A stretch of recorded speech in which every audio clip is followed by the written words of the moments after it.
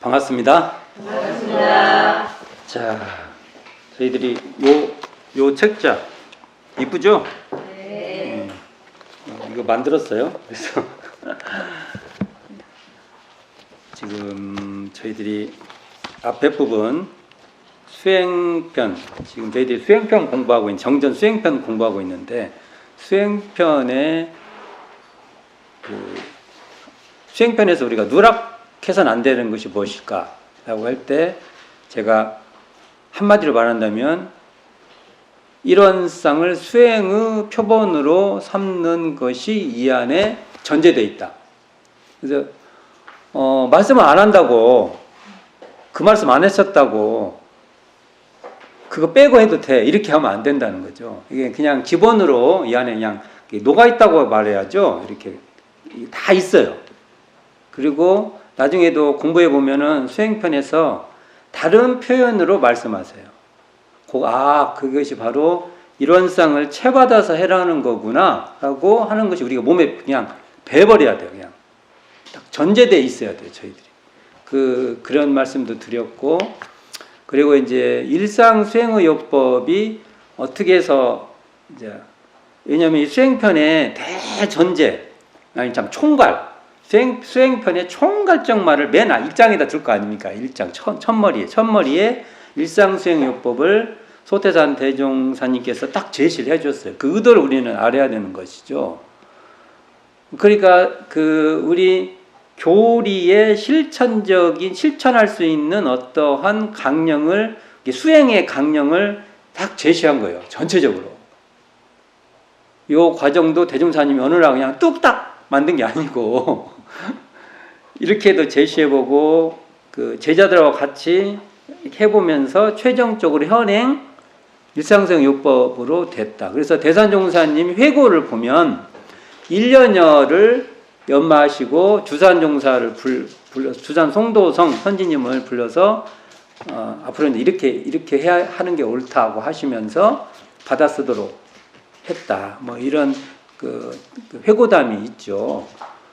자, 이제 그러한 일상생의 요법이니까 이걸 다른 말로 하면 교강 구조라고 해요. 이게 교리의 강령이 된 9가지 조항 또는 더 풀었으면은 교리 실천 강령 9가지. 이게 교리를 실천하는 그 대책 있죠. 우리 요즘식 말하면 정수. 실천할 수 있는 교리를 실천할 수 있는 9가지의 아주 핵심이 되는 방식을 제시해 주신 겁니다. 그래서 오늘은 첫 시간으로 이 일상수행요법 1조에서 3조까지를 포괄적으로 한번 살펴볼까 합니다. 일상수행 1조, 3조 우리 늘 어떻게 하라고 하셨어요? 대종사님께서 조석으로 외우고 우리가 이걸 챙겨봐라. 이렇게 대조하고 해라. 그리고 경계를 대할 때만도 또 해봐라. 이렇게 말씀하셨는데 일상수행요법 1조에서 3조까지 어떻게 돼요? 이게 1. 심지는 원래 요란함이 없건만은 경계를 따라 있어지나니 그 요란함을 없게 하는 것으로서 자성의 정을 세우자. 또 이제 2. 심지는 원래 어리석음이 없건만은 경계를 따라 있어지나니 그 어리석음을 없게 하는 것으로서 자성의 해를 세우자. 3. 심지는 원래 그름이 없건만은 경계를 따라 있어지나니 그 그름을 없게 하는 것으로서 자성의 계를 세우자. 우리가 법회 때도 이걸 하고 수시로 하죠. 근데 이게 구조가 거의 똑같아요. 그렇죠? 구조가. 그래서 이 내용을 좀 살펴보도록 하겠습니다. 그래서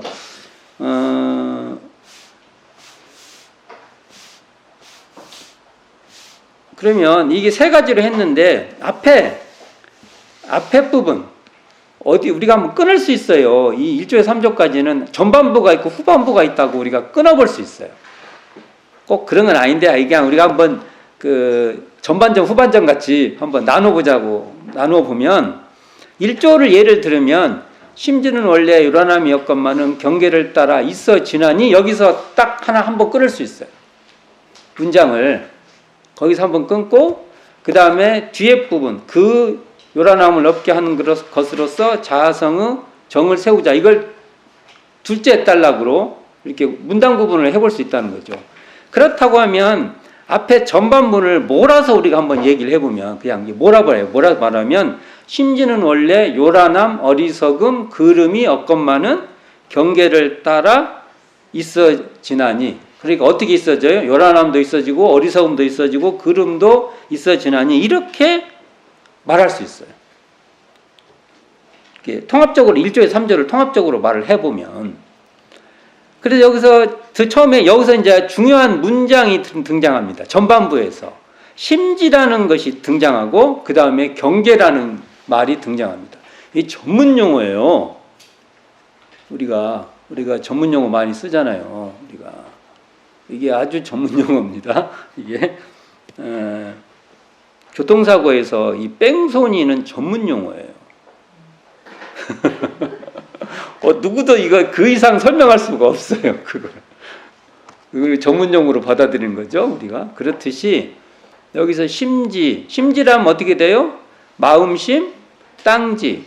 이게 땅지라고 하면은 우리가 이렇게 이게 바닥. 이게 여기 그 방이라면 방바닥 이런 거 다 땅지에 속하죠. 그러니까 이걸 그냥 우리 일반적으로 말하면 마음 바탕 이 정도 번역을 할 수 있어요. 경계는 어떻게 번역해야 돼요? 경계선. 우리가 경계선은 이게 진짜 전문 용어예요. 정말 이건 정말 그냥 우리가 그것을 언어적인 풀이를 한다고 해서 해결되는 게 아니라 그걸 우리가 그냥 받아들여야 되는 거예요. 경계라고. 우리가 경계라고 하면은 대상이 경계다 이렇게 보통 말하지 않습니까? 여기 보면 제가 이렇게 여기 카메라 있으면 카메라가 저의 경계고 여기 조명이 있으면 조명이 저한테 대상이 되니까. 근데 사실은 이렇게 쉽게 말하지만 이걸 사상적으로 얘기하면 아주 복잡해요. 복잡한 말입니다. 경계라 하면은 그냥 객관적으로 저기가 있는 것이 나의 경계다 이렇게 보지 않습니까?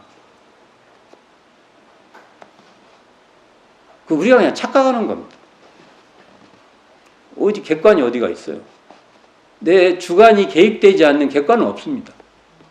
이게 주관과 관계된 객관이에요. 객관이라는 게 따로 그래 봅시다. 제가 바라보는 카메라하고 여기 여러분들이 바라보는 카메라는 달라요. 왜 다른지 아세요? 저는 카메라한테 굉장히 신경을 쓰고 봐요. 제가 바라본 카메라는요, 제가요, 을이야, 야가 갑이야.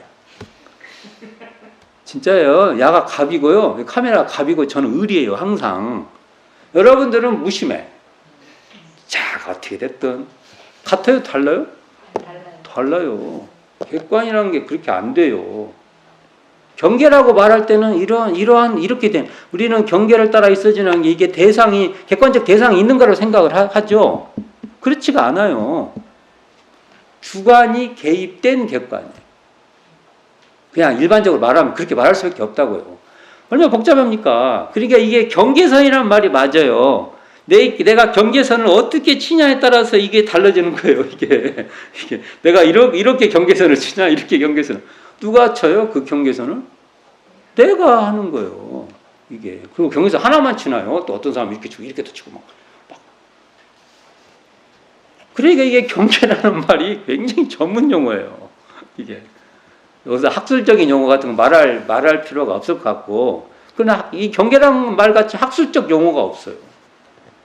이게 참 복잡한 말입니다. 이런 번역이라는 게 대중이 이해하는 만큼 번역이 되겠죠.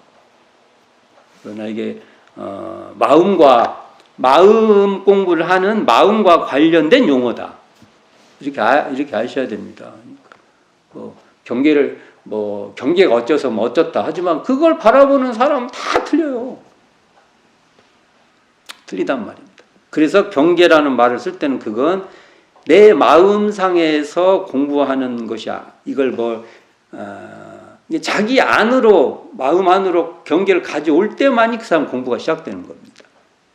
그렇지 뭐 세상에 똑같은 경계가 있어갖고 나는 막 피해보고 막 어쩌고 저쩌고 얘기하는 것은 여기서 안 통해요. 원래 그렇게 돼 있어요 이게. 자 그러면 자 이런 전제하에서 과연 이 말의 전제는 처음에 심지는 원래 요란함 어리석은 그름이 없건만은 그렇다면 이 정의가 어떻게 돼요? 심지 이 마음 땅에는 우리가 알고 있는 이 마음이 있는데 이 마음의 원래 마음의 본디 원초 이런 말 쓸 수 있겠죠. 심지를 마음의 본래자리 원래 또는 마음의 애초 본시 뭐 이런 표현을 쓸 수 있겠죠. 자 그게 뭔지는 모르지만 어쨌든 그 자리에는 뭐라고요? 요란함 어리석음이 없다 이렇게 정의할 수 있겠죠. 그렇죠? 자 요게 이제 우리가 앞에도 옛날에도 많이 말했어요.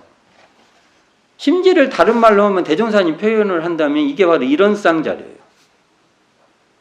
그러니까 이런쌍인 심지는 마음자리는 이렇게 말해도 틀린 소리가 아니에요.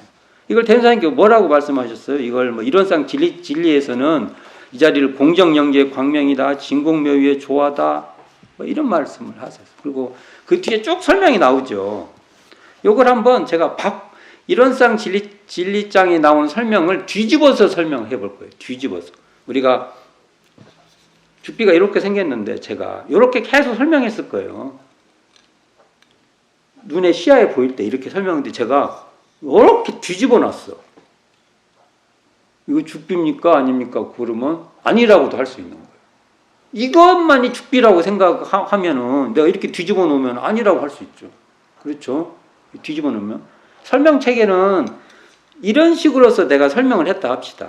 처음에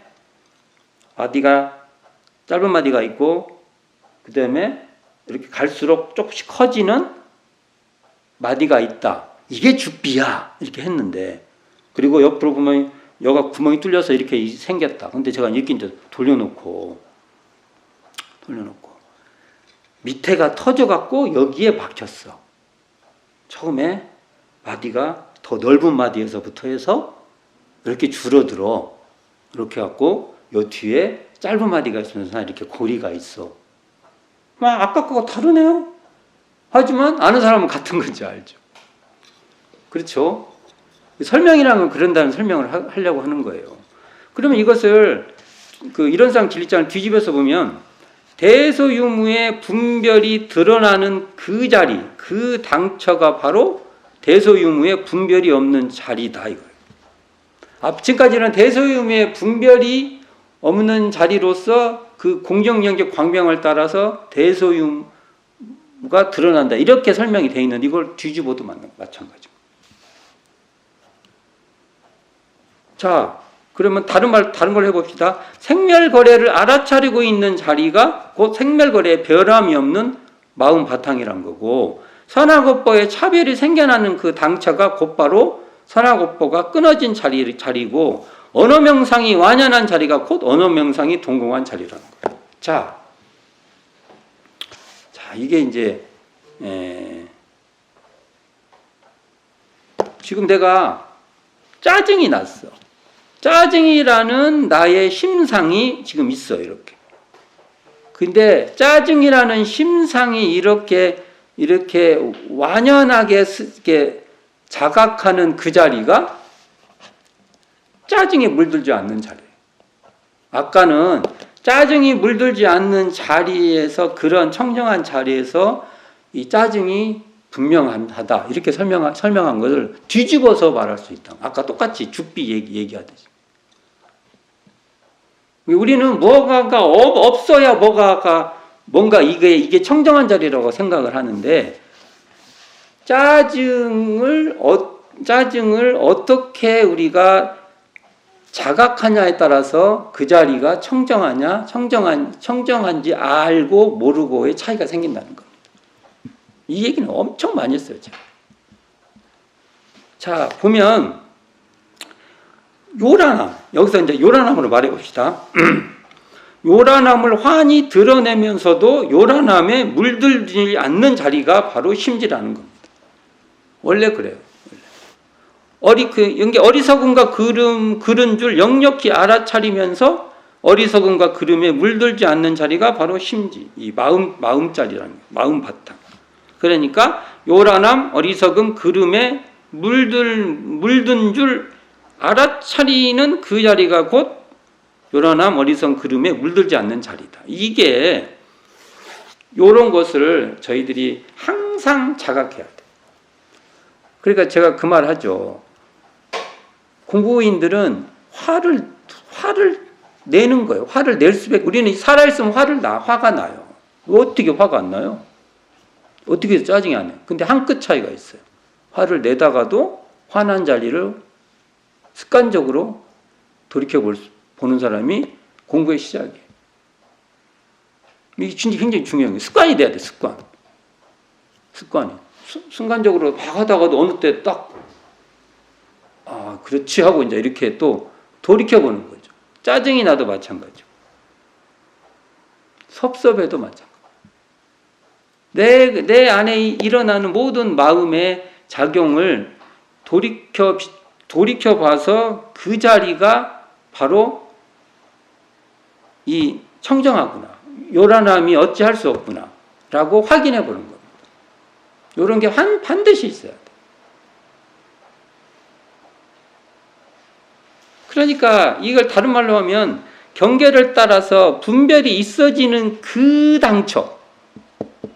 이게 이제 당처라면 또 못 알아듣으니까 또 다른 말을 씁니다.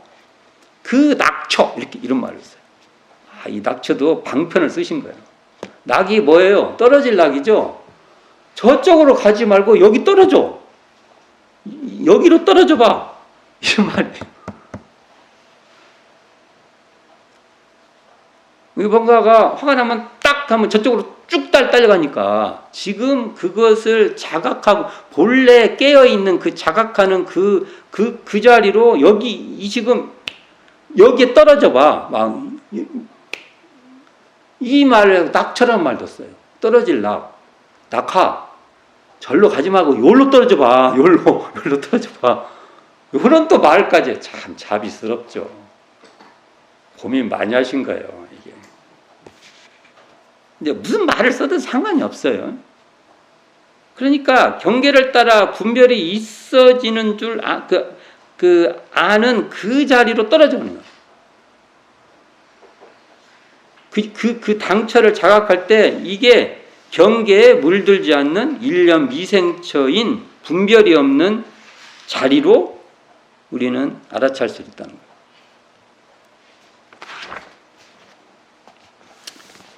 거예요. 우리가 분별을 내려놓으라고 하면은 분별이 없는 자리를 보려고 한단 말이에요.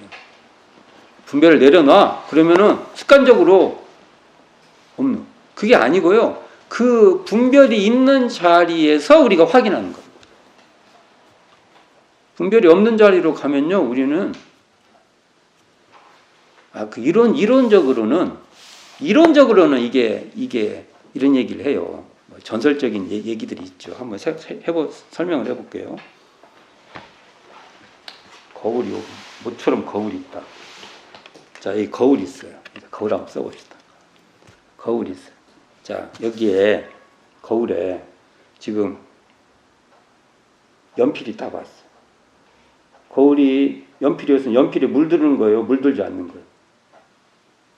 이게 물리적 거울이니까. 근데 우리가 이 마음의 거울이라면 얘한테 딱 붙잡혀 있으면 물든 거죠. 근데 이것만 내려놓으면 내가 마음의 거울이 물드는 건 아니잖아요. 그리고 이 물리적으로도 보면은 이게 거울이 물드는 건 아니죠. 그냥 비추어 볼 뿐이죠. 근데 심리적 거울은 그게 아니에요. 심리적 거울에 여기 붙들려 있으면 물든 거예요. 그러나 우리가 원래부터 물든 건 아니잖아요. 그러니까 이것만 여기 붙들려 있는 것만 내려놓으면 물들지 않는 거라고 말할 수 있죠. 그렇죠. 자, 그렇죠. 분명히 왜 그래요? 우리의 마음 거울같이 심지가 있으니까. 이게 마음 거울이지만 이걸 심지라 해도 되죠? 있으니까. 그런데, 자, 여기서 이걸 뺐어. 더하기 빼기 하듯이 경계를 다 빼버렸어.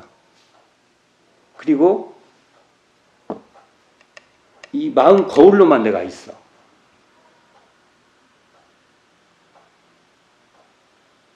있는 거예요, 없는 거예요?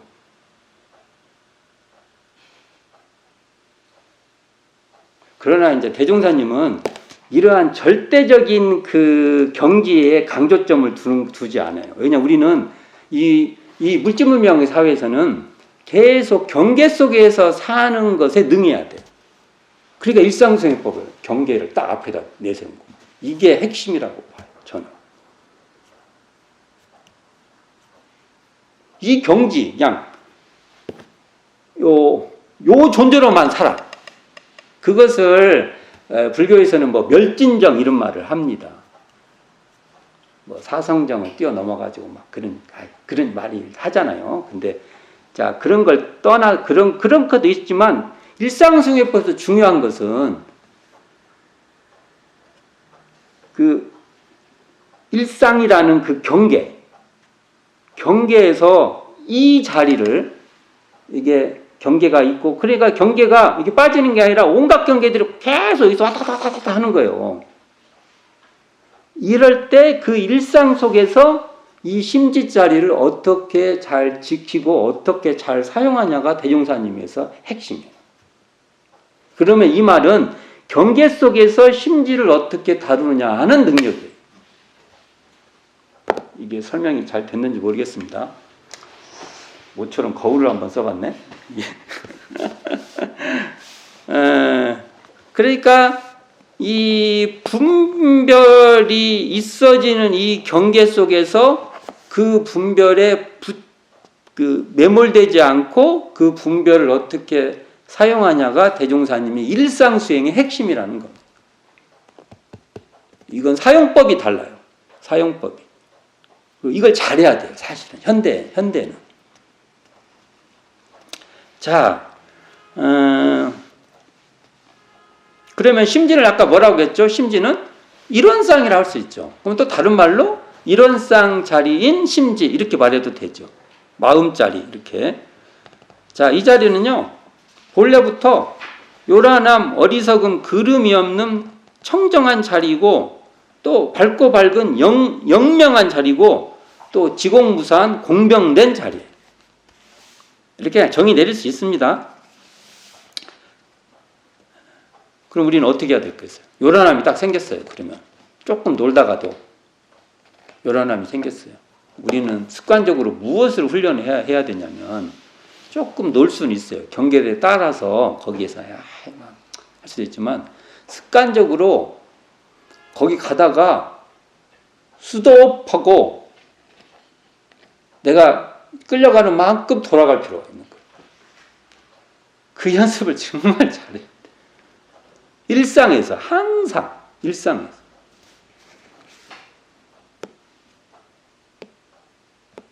이걸 자기를 가르쳐야 돼. 계속.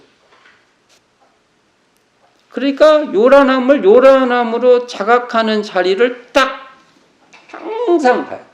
요란한 줄 아는 그 자리를. 아, 지금 요란함이 있는데 요란함을 알아 내가. 요란함이 막 왜 이래 막 불만하다 어느 순간은 내가 이거 요란함을 아네. 그리고 우리 아까 거울 봤죠? 거울 자체를 딱 돌이켜보는 거예요. 습관적이에요, 습관적. 항상. 어떤 사람들이 참 저 사람 우직하다고 할 정도로. 뭐 거기서 뭐 밥이 나와, 떡이 나와. 남들이 뭐라 해도 나는 하는 거야. 우직하게. 그게 일상수행의 기초예요. 어리석은 어리석은 판단이 되다가도 나는 왜 어리석은 판단이 되면 뭐가 되냐면요, 자기를요 자학해요. 학대, 자기를 비하. 뭔가가 나는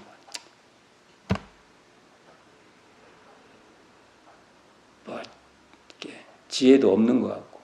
그럴 때 이렇게 어리석은 줄 아는 자리를 또 그 자리에서 바로 직시하는 거예요. 어리석은 줄 알면 어떻게 되냐면 내가 어리석다, 어리석다, 잘났다 이런 것 자체가 끊어져 버리는 자리예요. 그렇지 않으면 어리석을 알 수가 없어요. 이걸 밝은 자리라, 지극히 밝은 자리라고도 말을 합니다. 영명한 자리, 신령하게 아는 자리, 이렇게 말해요. 그래 놓고 안다 모른다에 내가 흔들리지 않아요. 이럴 때. 그래서 이 자리는 안다 모른다는 것이 아니라고 하는 거예요. 항상 우리는 둘 중 하나 왔다 갔다 하니까. 그럼 어떠냐? 안다 모른다는데 매이지 않는 자리에 있는 사람은 모르면 배우려고 하고, 안다고 그게 끝이라고 생각하지도 않아요. 그게 항상 밝은 사람의 태도예요. 요품 같은 데 보면 자기 비하도 않고 뭐 잘난 체도 않고 뭐 그런 식의 본문들 있죠. 이게 다 대종사님의 당신의 성품 자리에서 이렇게 길러낸 본문들이에요. 다. 그냥 만든 말이 아니라고요. 이게. 자기가 뭐가 글러져. 뭐가 잘 안 돼요. 막. 그러면 이 자리는요. 이 자리가 내가 뭔가 잘못했다는 뭔가 이렇게 글러져. 그러니까 뭐, 내가 뭐 애초에 해봤자 애초에 글렀어. 뭐 이런 마음이 생길 수 있지 않습니까? 근데 그런 마음이 작동되잖아요. 완벽하게 작동되거든요.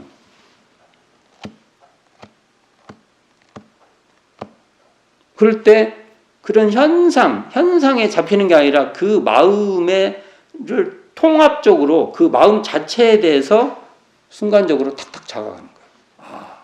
내가 원래 지공무사한 마음을 갖고 있구나. 그러면 지공무사한 마음을 갖고 있으면은 뭐가 잘 안 되면 또 거기에 매이지 않고 또 최선을 다해서 해보는 거예요. 자기 비하도 안 해요. 자기 잘났다고도 안 해요.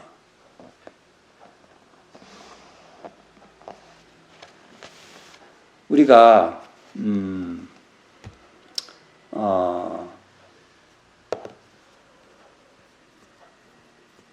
허공이 있어요. 비유죠. 이런 쌍을 비유할 때 허공 비유를 들어요. 정산정사님 허공 비유도 많이 드리고 그런데 이게 이제 이런 쌍 비유법 중 하나로 등장하는.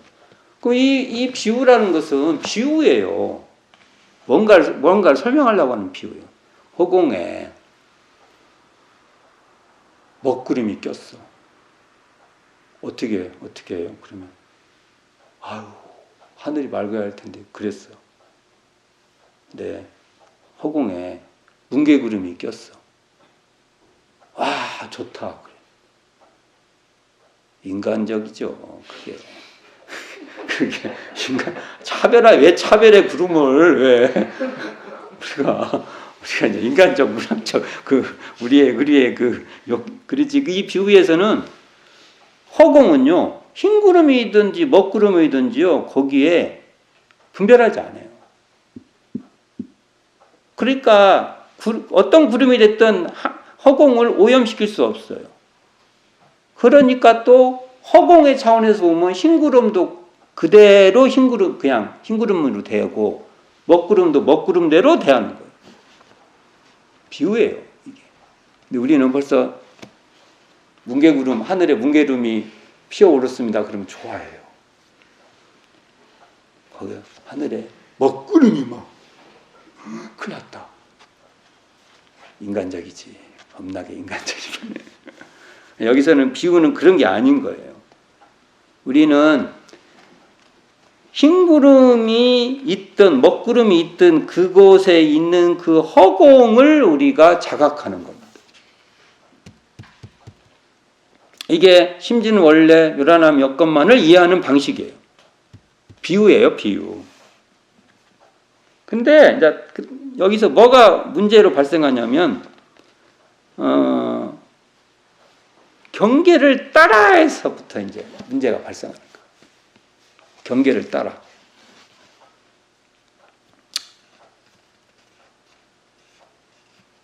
이 경계를 따라서 무엇을 잊어먹냐? 망각해버리냐? 심지는 원래 요란함이, 어리석음이, 그름이 없다는 것을 망각해버려요. 경계가 나쁜 놈이 아니에요. 경계가 나쁜 놈이 아니라. 경계라는 것은 아까도 처음에도 말했죠. 그냥 객관적인 게 아니라고. 내 주관이 관여된 객관이에요.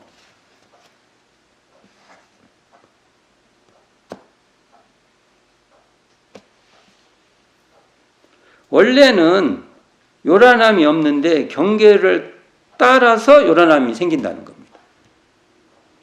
그래서 그렇게 경계를 따라가면 심지 이 자리가 매몰돼 버려요. 그냥 깜깜해져. 있는지 없는지도 몰라. 그리고 그걸 어떻게 할지도 몰라. 그러니까 일상수행의 일상은요. 일상수행 요법을 말할 때 이 일상은 경계를 따라 요란해지고 어리석어지고 그름이 있는 이때에 수행하는 겁니다. 이게 중요한 말입니다. 이게 다른 때 하는 게 아니에요. 이것이 있어질 때 그때를 공부의 기회로 삼는 겁니다. 이게 일상입니다. 일상수행의 일상입니다. 대운사님이 이거 해라고 한 거예요. 이거 해라. 이거 바깥에서 다른 것을 중요하다고, 대운사님 관심도 없어. 대운사님 본문 보면 관심도 없어. 왜? 그걸 쓸 일이 없어. 앞으로 시대. 설사 그거 가능해도 그게 쓸 일이 거의 없어요. 이것을 어떻게 하냐, 일상수행을 어떻게 하냐, 그 경계를 따라 있어지는 그 일상 때, 그때 수행을 어떻게 하냐가 결정타라는 겁니다. 우리가 복회를 장만하는 결정적인 일이에요. 그래서 이게 굉장히 중요한 일이에요. 경계는 결국은 분별심이죠. 분별되잖아요. 경계를 하면 이렇게. 사실은 우리는 분별하고 살아요. 뭐 이건 뭐다, 저건 뭐다. 이게 분별 자체가 문제 있는 건 아니에요. 우리가 또 표현을 할 때 이 분별도 잘해야 돼요. 문맥상에서 어떨 때는 분별을 조심해라고 하는 말이고, 어떨 때는 그냥 분별하는 거예요. 분별이라는 말만 들으면 막 싫어해. 그러면 안 돼. 항상 우리는 그러니까 우리가 깨어 있어야 되는 거예요. 방법이 그것밖에 없어요. 그러니까 분별심은 그 자체에 문제가 있는 거 아니에요. 분별심. 그런데 이 분별심이 심지에 바탕한 분별이냐, 심지 이 자리에서 이렇게 분별하냐, 심지를 여여버리고 심지가 뭔지도 모르고 분별하냐, 이 차이예요. 이 차이입니다.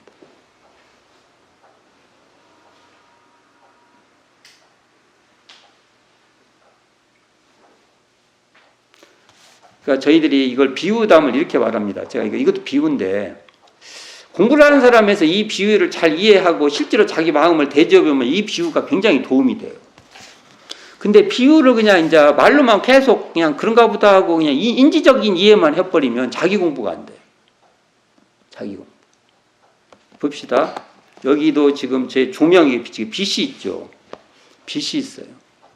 빛이 있으니까 밝음과 어둠이 있는 겁니다.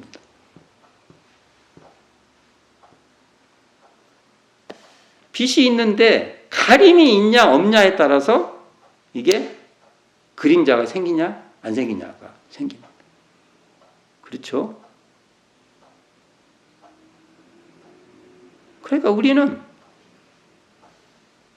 심지가 우리가 있으니까, 심지의 광명이 있으니까 우리가 경계에 끌릴 수도 있고 경계에 안 끌릴 수도 있는 겁니다. 이게 돼야 되는데, 이게 말이 돼야 돼. 이게 자기를 살펴보면 상당히 낮아요, 이 말이. 만일 심지 마음이 없으면요, 그러한 줄도 몰라요. 이게 인지도 안 돼요. 이게. 그러니까 경계 자체는 문제가 없어요. 다만 경계에 끌려서 심지가 이에 그냥 매몰돼 버려갖고 망각해버리냐, 이게 문제죠. 이게 문제인 거죠. 우리는 대림사님 표현을 한다면 경계에 따라 있어질 때 우리는 그때 공부할 수 있는 소중한 기회인 겁니다. 그리고 이때 공부하는 것이 대종사님 할 때는 정말 우리가 앞으로 해야 될 일이에요. 일상수행이에요. 그래서 이게 굉장히 중요해요. 여기에 우리는 전문가, 우리보다 잘하는 사람이 있으면 나와봐. 이렇게 돼야 돼. 이게 그래서 대종사님께서 오늘 수행편의 첫 번째 이걸 제시되는 겁니다. 일상수행을 제시한 겁니다. 누구보다 잘해야 돼요, 우리가. 대종사님 제자가 되면. 다른 거 뭐라 말하면 그건 그냥 참 부럽네요. 고개 숙이고 속으로는 알아서 열심히 하세요. 나는 그거 안 할 겁니다. 나는 이 일상수행의 선수가 될 겁니다. 누가 뭐라고 해도. 이렇게 가야 맞습니다.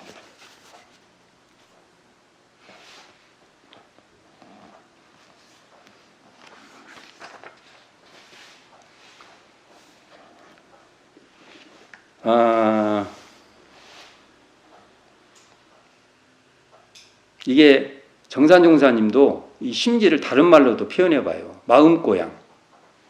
그래서 심원, 근원 원자 있죠? 샘원자 쓸 때 샘, 마음샘,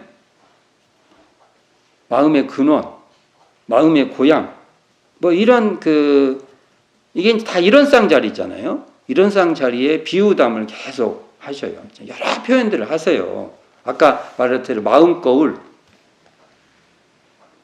허공, 정말 다양한 말을 말하죠. 그러니까 이 심지는요, 이 심지라고 할 때, 마음 땅이라고 할 때 이 심지는요, 경계 이전 자리와 경계를 따라 있어지는 자리를 관통하는 자리예요, 심지.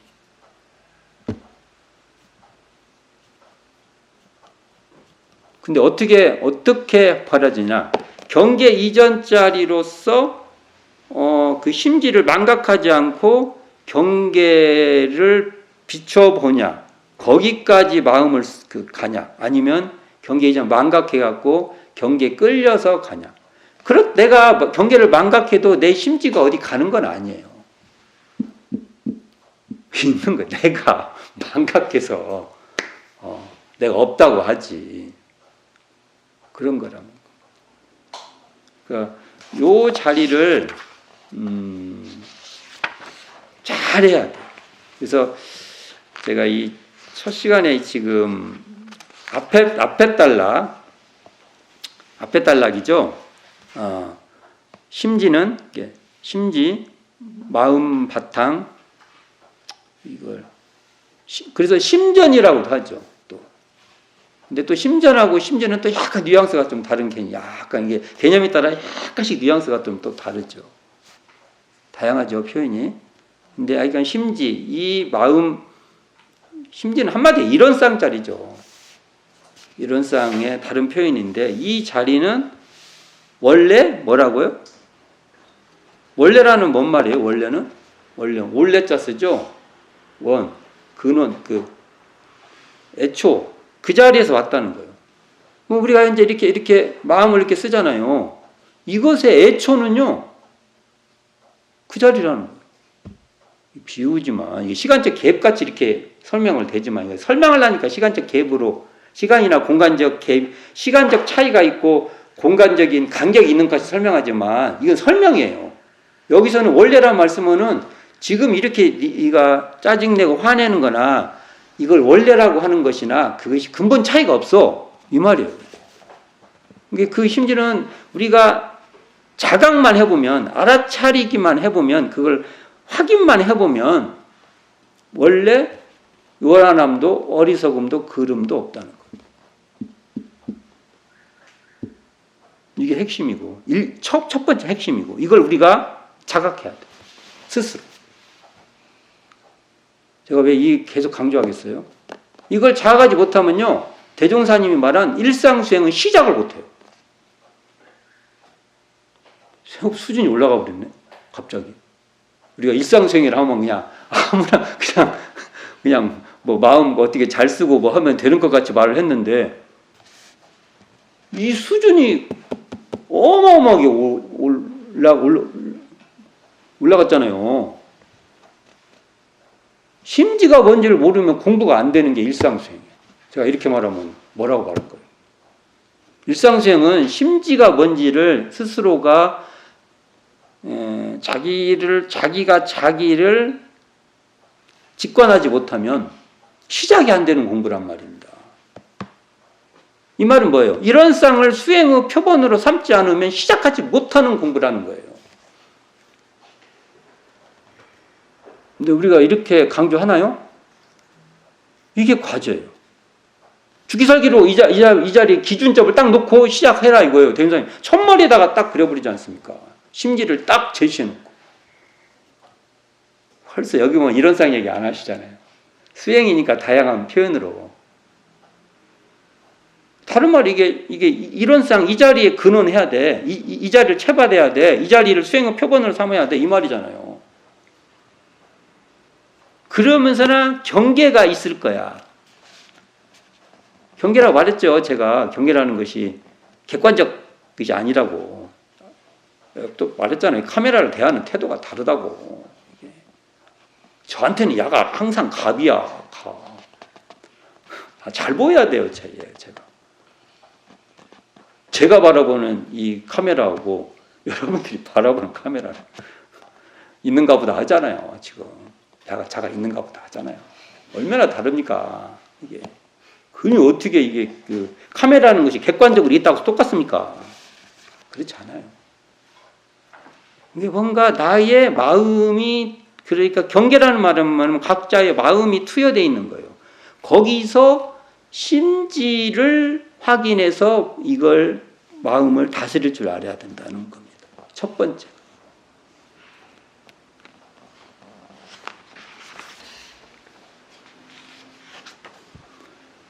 일상수행의 첫 번째가 심지라는 이 자리, 이 일원상 자리에 대한 우리들의 분투, 노력, 이것을 확인하고 이걸 놓치지 않고 이것으로 공부하겠다는 이 마음이 없이는 일상수행은 시작이 안 된다.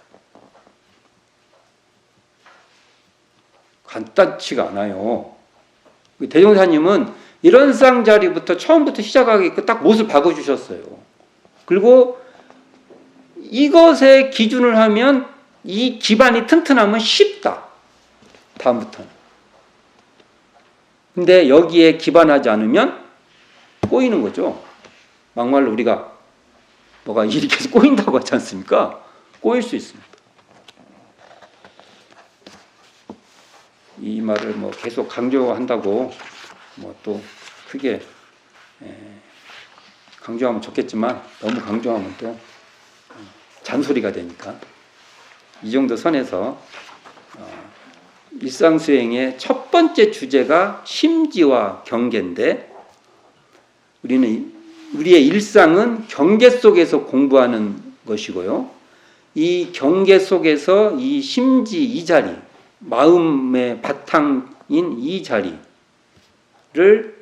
스스로 확인해서 이 자리를 사용할 수 있는 초점, 딱 우리로 말하면 수행의 표본을 삼지 않으면 일상수행은 제대로 시작할 수 없다. 우리가 그래서 그럼 어떻게 해야 돼요? 내 죽기설기를 해야죠. 소태산 스승님께서 해라고 했으니까 이거 안 하면은 소태산 대종사님께서 우리에게 제시해 준 수행품은 시작부터 안 되는구나. 일상수행의 첫 번째부터 안 되는구나 라는 자각이 우리에게 반드시 있어요. 분발심이 있어야 된다는 겁니다. 그리고 원불교에서 현재 우리가 이 지점을 많이 놓치고 있다는 것. 그래서 우리는 확실히 자각할 필요가 있다. 자, 오늘은 이 정도에서 마무리 지을까 합니다. 수고하셨습니다.